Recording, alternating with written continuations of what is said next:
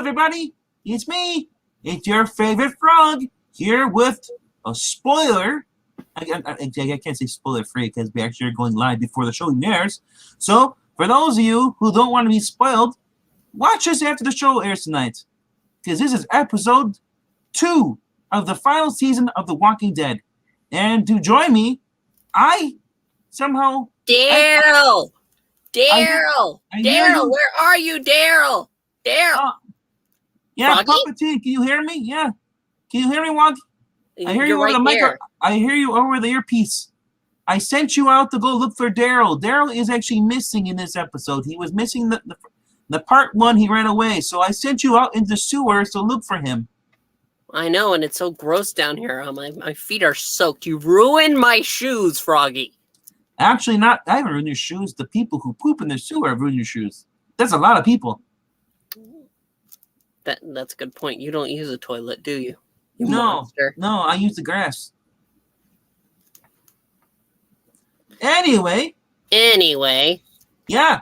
So we might as well just hop right into this. But anyone. I just want to give people a little head. We're probably a minute into this. I want to say, yeah, there's going to be spoilers in here, and if you don't like it, like I said, you can come back. You can watch it later. Easy peasy, lemon squeezy. Walkers make me queasy. Are lemons squeezed in this episode? Well, no, but people are. Ah, that's good. Yeah. So, anyway, getting right along with this, so we left the last episode where Maggie seemingly falls to her death as Negan basically refuses to help her. Yep, just like that. So basically, going into this, Negan is shown, in the train, and they're like, everybody's like, where's Maggie? Like, she was right behind me. I don't know, says Negan, and Negan knows damn well he left her, he's like, I can agree with him. For people who say that Negan's a bad guy, she was gonna kill him anyway. She even openly admitted it, said she was going to kill him. So anyway, so Negan's in there and stuff, and the big dude's in there, and they're trying to get to the next car. And suddenly, they hear, there's zombies all over the train car banging the whole entire episode, which is kind of creepy. If you're, in a subway, and you're trapped, and there's just a bunch of zombies that are trying to eat you. Well, they're there to eat fresh. That was just rotten. No, the zombies were. Oh my gosh. Anyway. We're at this part of the episode where I just want. Now. Yeah, this is the show now. Where I lead, he makes the jokes. As it should be. As it should be. Okay. I'll remember that. Wait, never mind. This is my channel. What am I saying? Yeah. Anyway, so basically they're in the car. They hear a banging. They don't know what's going on, and it's coming from the hatch on the floor. Maggie, who we saw at the end of the episode, fall her death, and then have the zombies are all on top of her, miraculously, just like Glenn, crawled under something and was able to get to the hatch, and she let her in. And the first thing is, and they're like, she looks right at Negan, like, oh my gosh. I'm like, she gave him, I'm going to kill you look. And this is, serious, means business, And I gotta say, Lauren Corhan in there, Maggie, she's hot. So this is kind of like a weird experience for me. Anyway, moving on. What? You were thinking it. Yes. So Maggie gets up and the first thing she walks with Negan, she pistol whips him in the face. And Negan stumbles back, holds his face. No broken nose, no bloody nose. For people complaining about Black Widow not getting hurt, guess what? Negan didn't get hurt either. He got pistol whipped in the face. There was no blood. So shove that up your pie hole. Or whatever you want to call it. Violent. I'm not violent. I'm just speaking the truth. Anyway, so moving right along, and she's like, Negan saw me slipping, and he left me. He ran away, and Negan says, you know what? That is true. She was gonna fall. I just chose not to save her. There's no rule saying I have to help her. She just up until a couple minutes ago, she was saying she was gonna kill me, look me for dead. Any one of you guys. And there was her arguing that, and it's funny. Here comes Gabriel. The priest says, "Oh, you're going. Oh, so you openly admit it?" He's like, "Why would I not? You know, I tell you how it is straight up. I don't lie to you people. I'm not, you know." So as you know, as they're deciding, they're like, the big dude slams Negan up against the door, and you know, and like, we should just get rid of him onto the zombies, you know. And as that's happening, we see that kid come back, and I apologize what his name is. I can't remember what his, but he was the kid from the couple Is seasons. it Gage? I think it might be Gage. He runs back up to the also on the other side of the door. We see him. He's coming up. They're like, "Hey, open the door, let me in." And they're looking at him like, "Where'd you come from?" Like, "Oh, I'm sorry, Mick. Just let me in. I apologize. You know, I made a mistake. I was afraid." And he's like, and they're like, "Did you close the door behind you?" He's like, "No." And all of a sudden, you see the walkers walking in on the end of the subway train, following him in. And he's like, "Let me in, let me in." We get the guy who dated Enid for a little bit before she hit the spike. He's the one, basically, just says like, "We gotta let him in. I'm gonna help him. He's gonna die. You can't let him. He's just a kid." And he's like, and they kind of pull him away, and Maggie's like, "No, you can't. You let him in, we all die." And Maggie just stone cold. And this is where, if people don't realize this, this is confirmation from the first episode.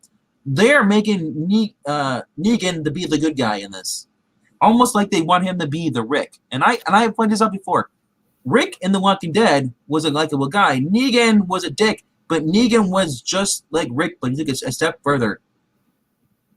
Yeah. Yeah. Hashtag good guy Negan. Yep. So, anyway, Negan, yeah. It's a pretty brutal thing to just go ahead and leave them out there right there. He's right there. Yeah. And then they're like, "Let him in." Like it's like, "Let him in." And Negan tried to open the door, and they said no. They pulled him away, and they sat there, and like, this kid's like, "Dude, I'm sorry, I made a mistake, and I'll never do it again. Just let me in. I don't want to die." And then, as soon as he sees that Maggie makes a decision, he turns and he's like, "You are evil, basically, you're a monster. You're like, how can you do this?" And he's just sitting there crying. This kid's about in tears, crying. He takes out his knives as the zombies get closer. He stabs himself, trying to end the heart, but he misses the first time. And then he tries to do it again, and you see him as he's starting to lose consciousness, and the zombies just tear him apart, right in front of everybody right there. It's just horrible, and I know. I can't believe you made me watch this. Yeah, well, it's just shows you that Maggie is not the nice person she is. Yeah, you can hate Negan all you want for Glenn and Abraham, but what does this prove? She's just as bad as Negan. They could have saved him. You can't say, "Oh no, if they would open up, she would have died." There's no truth to that. Mm-hmm. We've seen Rick and his group fight off a bunch of walkers at Alexandria. They took them in one at a time. Why couldn't they do it this way? Single file. As one comes in, you stab them. The next one, you stab them. Next one, you stab them. It ain't that hard. We've seen it before in the show too. Well, you know why? It's because they have to find a reason to go ahead and kill somebody off. At this point, walkers shouldn't be a problem. If you think about it. 11 seasons in. 10 years has gone by since the original breakout. Yep. So they're used to it. They're experienced. They've gotten out of tough situations before. This is just an excuse. Oh no, go ahead. And I want to point out who got everybody into this mess. Who's gung-ho? This was Maggie. All because she said, "She's not my mom." Oh. That'd be weird if she was. I have a hot for her. Alabama? Are you an Alabamian frog? I am not from Alabama. I'm near Fort Lauderdale. An Alabamian instead of an amphibian? Funny. Croak it up. Okay. Anyway. Meanwhile, all this is going on. This guy died. We see where Daryl crawled. He crawled through a little hole in the wall, and this is where Daryl discovers there was a whole bunch of people that were living down in the tunnels on the other railway tracks. And he sees a giant painting mural. This is kind of cool. I don't know who they got to draw this, but it looks like you'd see something in in a art museum or something like that, but dedication. But a whole wall is covered, and it shows a a mother, a father, and a daughter. They all have crowns on their heads, and it shows everybody down below like fighting with each other at the bottom. It's like in the mural. It shows it's basically someone painted the fall of mankind. You know, the rulers and then the people who were beneath them are started fighting. And there was no. It says, and it says a giant painted word says, "It will come for us all," implying death. You know, or yeah, me. it's very morbid. There's a guy in a sleeping bag. Daryl see the dog barks at him. He goes over and Daryl just kills him. Because freaking out. And Daryl looks around. There's a guy on sitting down because everybody's been living there. It's an abandoned camp. There's like just boards and stuff and all stuff everywhere. The cardboard boxes, food stuff, milk crates. There's a guy laying up against the wall. His arms severed off. That on that arm was handcuffed to a bag of suitcase, full of money. So it's and then you see a note. Daryl finds his bag, a picture, and he sees like a note, and it says like it says like a $100 bill. It's to show how worthless money is. They wrote on there, and it says Dad, you said that if you don't come back after a week, two, tell us to move on. So. And even in the first season, sorry, not first season, but the first episode, we when it came across the big bodies in the big giant room, there was a stuffed little bunny rabbit, animal just laying on the ground, a little kid's toy. So as you can tell, refugees were down here. We don't really know where they've gone to. Maybe they have gone to the Commonwealth, which is being basically what's going on in this part, also part 2, with dealing with them. Yeah. So Eugene, we got Yumiko, then we got Princess, and then the King Ezekiel. Yumiko realizes that after seeing that her brother's in there, she realized that they need people like her, and this is all bluff. That the people that were interrogating them, those two, the guy and the girl, they're not in charge. They're just for show. They're just here to do a paycheck and that's it. No job, that's it. They're not in charge at all. The real person in charge is Mercer. Mercer, the guy in the orange. Awesome Star Wars costume. I still looks like stormtroopers the way they do everything. She says, "Well," and she's like, "What do I?" She's like, "Hey, Mercer, what do I need to do to get myself, my friends all, extradited out of here? Get into the group faster, get through the process." And she's like, "I'm a lawyer," and she points out, she tells some people like, "You guys are in charge. I want to speak to the manager." She says. She pulled a Yumiko pulled a not really a Karen, but a Yuma Karen. Yuma Karen, I'm the Karen. And yeah, so she talks to Mark. She's, "I'm a lawyer. I know all stuff, legal stuff. I've been to this BS. We're available. So get my friends through." So the last person who's just in there, on the bench is Eugene. And I gotta say, this guy plays a really perfect Eugene. He's famous. He's just famous for everything he does in this show. I just love it. He's sweating because he thinks that he's paranoid that they know like the two people that saw them leave, and then they come back, snuck back in. They know, and he's so worried because he wants to meet Stephanie. Stephanie is the girl he met through the CB radio. So finally, he's the last one. He goes up to guys like, "Hey," and he's sweating bullets, man. You can tell this, like he murdered someone, and he knows that people know, and he's just freaking out. But that's not the case. He didn't murder anybody. Anyway, so he gets he's like goes in the room, and Mercer says, "Cut the BS. I know you're lying. I want to know what's going on." And you see Eugene even more. He's like he's scared. He's got a shiv up his sleeve underneath the desk, in his hand, in his wrist, under his shirt, in case he has to do something and tries to message. I thought he was gonna crack and tell everybody living. Instead, he lies, expertly lies. He says, I have a confession. I lied. I lied to you. We all lied to you. I thought if I told what's her name, and told Stephanie that I was from a larger community, she would be more accepting of me versus me and my friends just being not just being by ourselves. We'd be seen more trustworthy, and. So Eugene lies his butt off. Mercer believes it. Even Eugene says, "I'm a virgin." The hopes of me of getting laid in a world like this is slim to none. Even very none. There's like a 1 in a million thousand or 100 billion whatever chances. there's no way it's gonna happen. So I didn't want to scare off Stephanie. She might be my true one to love. So this guy lays it all on the line. He humiliated himself. And then Marani's talking about brains. I think she's been bitten. Okay. Anyway, moving right along, Eugene is just as they came to the facility and they left the train yards. That's where they store them. In the last season, they were before the process, and they were inside these shipping yard, and they were going inside these train cars. And he's got a hood put over his head. He's like, if you're gonna kill me, just kill me, get it over with. I'm just sick of this. All of a sudden he wakes up. He's led in the room. They took his hood up, and he sees all his friends in there. And he sees Mercer, and Mercer says, "You guys are ready to go to the next step. We're gonna take you to the thing." So taking it to the next level. Yep. Next episode, we're most likely gonna see the Commonwealth group. They're actually a little camping place. Where they're at.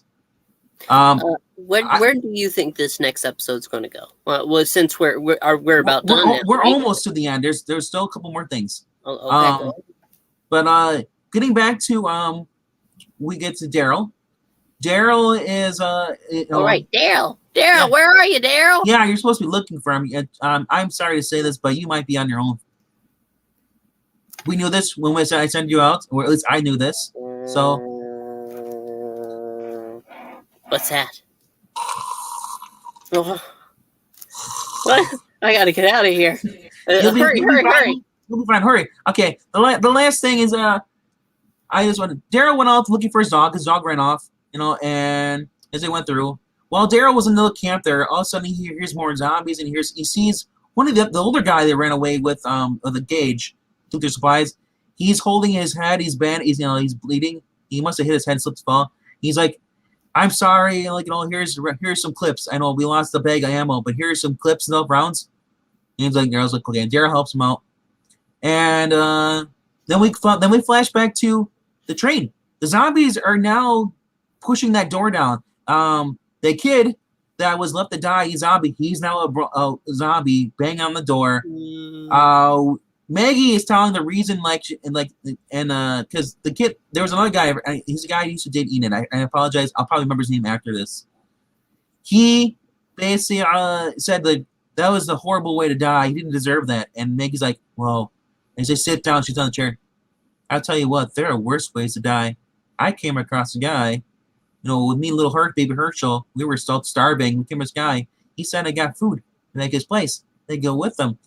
This guy was basically doing the whole Ed Gein thing. He had headless pregnant zombie, the throat was cut out, the vocal box removed. The baby, was, still inside her trying to get out, which he had no limbs or chopped off. Yeah, they tried to make it like she went to the freaking house on the the Hills of Ice thing, the house there, or Texas Chainsaw, whatever. So he tried to take. So basically, we find out because she ended up killing the guy and stealing his food where he had, and his three deformed brothers. Definitely to try to steal it. The Hills of Ice and rip it off, and so she basically says I've seen worse. So his death, isn't in vain. It wasn't that bad. So this is a villain origin story. Yes, it basically is painted off as a villain in this episode. She is basically severely PTSD. And it has nothing to do with Negan. She uses Negan as a scapegoat for how messed up in the head she is. She's the one that led everybody into this whole mess. They're about to die because the zombies are banging through that door. They're about to knock the door down. They have limited ammo, so they're escaped. They can't get through because the other side of the car, there's a door jammed up against the handle, so they can't get the door open. So all this, as soon as and then suddenly the zombies start busting on the door, and they get in, and Preacher with a shotgun, Gabriel fires his load, hits a couple zombies, takes them down, and he's out of ammo. So then Maggie and I forgot someone else, they both take out their bow and arrows, start shooting stuff and arrows, and then they stab as many zombies as they can. Negan with his crowbar, and it looks like they're all about to get eaten. And then we get we see Daryl walking with the other guy, walking up and into the train car. He sees the zombies all the way at the other. He's like 3 cars down. He sees the zombies in there. Then we get a side-scrolling scene where he's running in and just coming in and he's just shooting him as he goes from one car to the next, John Wick style. It is crazy. So Negan, yeah, he basically he opens the door that's jammed, takes move the chair and lets him out. Yeah, so then they get up, they're on the steps there, everything going on, and they're kind of bonding a little bit. You see Negan and Maggie kind of looking at each other, and there's a silent, almost like a understanding between them two. Because Negan says he's messed up too because of everything, the whole zombie stuff, everyone's messed up. So he kind of gives her a pass. He kind of less dickish, even though she doesn't deserve it. They give the nod. Yes. At the end of the episode, they're walking with the random survivors of the group. They're walking into this neighborhood where the closer the food's supposed to be stored. They come across a burnt up car and stuff, and then they see a body hanging upside down by its feet, a dead corpse. And then they see a bunch of them. It's like a suburban town at nighttime, and you see a bunch of zombies, or not zombies, but just non-animated things just hanging from their feet. It looks like cartel. That's what's creepy about it. We've seen those in some of those shows. Mm-hmm. So they walk up, and all of a sudden the dude that Daryl saved, the one that originally ran away with the other guy with Gage, he gets a battle axe to the head. Somebody throws it at him, and he falls over and dies. And then they have to quick run for cover. It's the Reapers. The Reapers must be living over that area because now So now the next episode little preview. Next episode, they're running from the Reapers, trying to hide. We see Daryl and guess what? Not Daryl, but sorry, I meant to say Negan and Maggie are teaming up. He's arriving. So so I'm curious who from the main cast is gonna die. Who's gonna eat dirt? Because they have their main characters. I mean, Carol's still around. Gabriel, who originally died in the comic books, is still around. It's Daryl is everybody says if Daryl dies, they're gonna riot. But I'm thinking Daryl hasn't really proved anything. He came and saved everybody because he wandered off away from everybody instead of sticking with the group. So by pure luck, the guy goes, "Hey, what's going on? Oh, I'll go help my friends." Yep. And it reminds me of something else. It's just TV coincidence, really. Yeah. He just happens to be at the right place, the right time, and the guy came back with some ammo. So yeah, that's it. I hope you guys enjoyed this review. I encourage you to go watch the episode, which will be airing in the next 15 minutes. Which would be So because we're doing this a little early, you can go ahead and watch that later because on I Love Puppets we're going to be doing a classic puppet theater, and it's not going to be really classic today. We're doing 2 new books with some old basis, but you're going to have to wait and see. Be on the lookout for that in about 15 minutes. Yep. With that being said, I hope you make it out of it. Godspeed, sir. That's right. I hope that I make. Well, I guess the zombies got him. It's now I Love Puppet instead of I Love Puppets. Oh well. That being said, I'll say goodnight, everybody, and I'll see you later.